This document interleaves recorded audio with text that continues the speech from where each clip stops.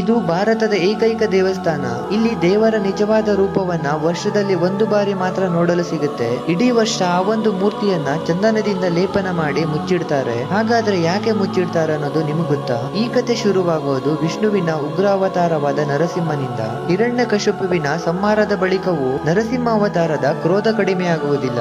ಆ ಒಂದು ಕ್ರೋಧದಿಂದ ಇಡೀ ಸೃಷ್ಟಿಯ ಅಂತ್ಯವಾಗುವ ಸಮಯದಲ್ಲಿ ಪ್ರಹ್ಲಾದನ ಆಕ್ರಂದನಕ್ಕೆ ನರಸಿಂಹ ಸ್ವಾಮಿ ಸಾಯಿ ರೂಪದಲ್ಲಿ ಆ ಒಂದು ಪರ್ವತದ ಮೇಲೆ ನೆಲೆಸ್ತಾರೆ ಮತ್ತು ಕಾಲಾಂತರದಲ್ಲಿ ಈ ಒಂದು ವಿಗ್ರಹ ಮಣ್ಣಿನಲ್ಲಿ ಹೂತು ಹೋಗುತ್ತೆ. ವರ್ಷಗಳ ನಂತರ ಆಂಧ್ರ ಪ್ರದೇಶದ ರಾಜಪುರಾರವನಿಗೆ ಸ್ವತಃ ನರಸಿಂಹ ಸ್ವಾಮಿ ಕನಸಿನಲ್ಲಿ ದರ್ಶನ ನೀಡಿ ಪರ್ವತದ ಮೇಲಿನ ಮಣ್ಣಿನಲ್ಲಿ ಅಡಗಿರುವ ಸ್ವಯಂಭೂ ವಿಗ್ರಹ ಹೊರತೆಗೆದು ಸ್ಥಾಪಿಸಿ, ನನ್ನ ಉಗ್ರತೆಯನ್ನು ಶಾಂತವಾಗಿರಿಸಲು ನನ್ನನ್ನು ಯಾವಾಗಲೂ ಶ್ರೀಗಂಧದ ಪದರದಿಂದ ಮುಚ್ಚಿರಬೇಕು. ವರ್ಷದಲ್ಲಿ ಕೇವಲ ಒಮ್ಮೆ ಮಾತ್ರ ನನ್ನ ನಿಜವಾದ ರೂಪ ಭಕ್ತರಿಗೆ ದರ್ಶನ ನೀಡಬೇಕು. ನಂತರ ಆ ಒಂದು ಮೂರ್ತಿಯನ್ನು ಹೊರತೆಗೆದು ಸ್ಥಾಪಿಸಲಾಗುತ್ತೆ. ಪೂರ್ಣ 365